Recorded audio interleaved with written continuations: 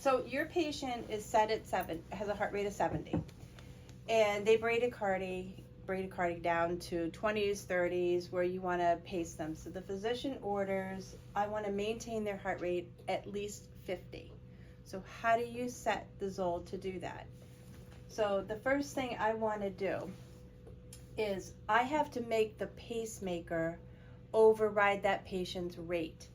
So I am going to increase the pacemaker rate above the patient's rate. So I'm going to set it, we'll go to 78. So now I am going to control the heart rate. And usually the patient's awake, so you're going to tell them you're going to feel this for just a few minutes, because I want to pace the patient so I can figure out what MA that patient needs.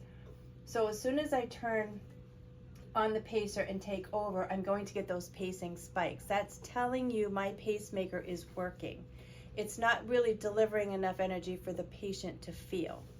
So the first thing I want to do is I want to quickly go up to at least 40 or 50 MA, because in patients that's usually where most of them capture, unless they're a cachectic, skin and bone kind of patient.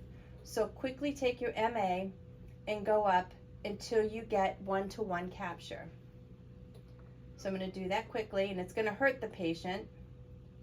And I see at 50 I get capture, so I'm going to quickly come back down. So I know at least at 50 that pacemaker will pace the patient 100%.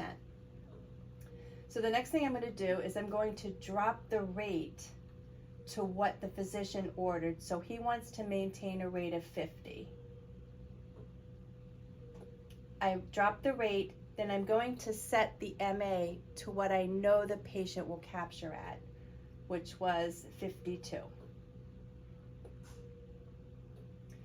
And so now the patient still has his own rate, but when he drops his heart rate, the pacer will pick up.